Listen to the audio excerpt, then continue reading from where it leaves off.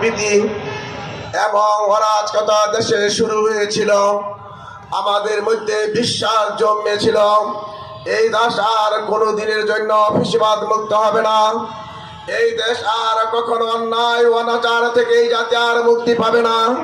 এই দেশের জনগণ আর চাঁদাবাজ লুটতরাজ আহাজানি রাহাজানি মামলা হামলা গুম হত্যা রায়নগর থেকে মুক্তি পাবে না। এই 2024 সালে এমনি ভাবে যখন বৈষম্য আন্দোলনের মাধ্যমে এই দেশের জালেমদের জুলুম থেকে দেশবাসীকে মুক্ত করার জন্য এই দেশের ছাত্র জনতা ঐক্যবদ্ধ হয়ে দুর্বার আন্দোলন গড়ে তুলেছিল, তখন অন্যায়ভাবে ফ্যাসিস্ট সরকার কাউকে গুলি করে হত্যা করা হয়েছিল, কাউকে আগুনে জ্বালিয়ে পুড়ে ছাই করে দেওয়া হয়েছিল, কাউকে গুলি করে তার মস্তককে মাথা থেকে আলাদা করে দেওয়া হয়েছিল। যারা ময়দানে নেমেছিল তাদেরকে ধরে ধরে তারা তাদের লাশগুলোকে গুম করে ফেলা হয়েছিল। এমনকি আমাদের পরিবারগুলো পিতা থেকে সন্তান স্ত্রী সবাই বিচ্ছিন্ন হয়েছিল, পরস্পরের সাথে পরস্পরের যোগসাথে বন্ধ হয়ে গিয়েছিল। মানুষের মধ্যে ভয় ভীতি এমন ভাবে কাজ করেছিল, আপন ভাইয়ের সাথে স্ত্রীর সাথে সন্তানের সাথেও যোগাযোগ বন্ধ করে দেওয়া হয়েছিল।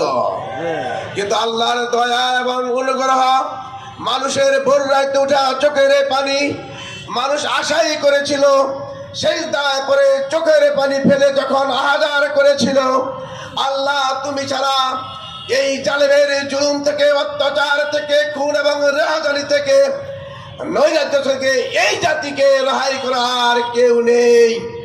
তখনই আল্লাহর পক্ষ থেকে আবাবিল পাখির মতো এই দেশের ছাত্র জনতা নেমে এসে বুক পেতে দিয়ে অন্যায় এবং অনাচার গুলির মুখে নিজেদেরকে তুলে দেওয়ার মাধ্যমে এই জাতিকে মুক্ত করেছিল।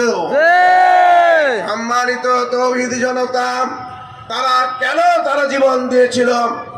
এই জাতির ভাগ্যের পরিবর্তনের জন্য, জুলুম এবং অত্যাচার থেকে মানুষকে শেষ করার জন্য, বাংলাদেশকে অন্যায় অনাচারে বিশেষ করে মানুষের অধিকার আদায়ের ক্ষেত্রে পরিবেশ সৃষ্টি করার জন্য তারা জীবন দিয়েছিল।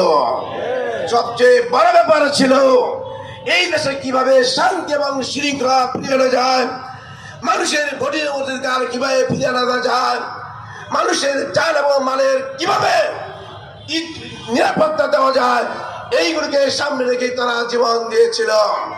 কিন্তু আজকে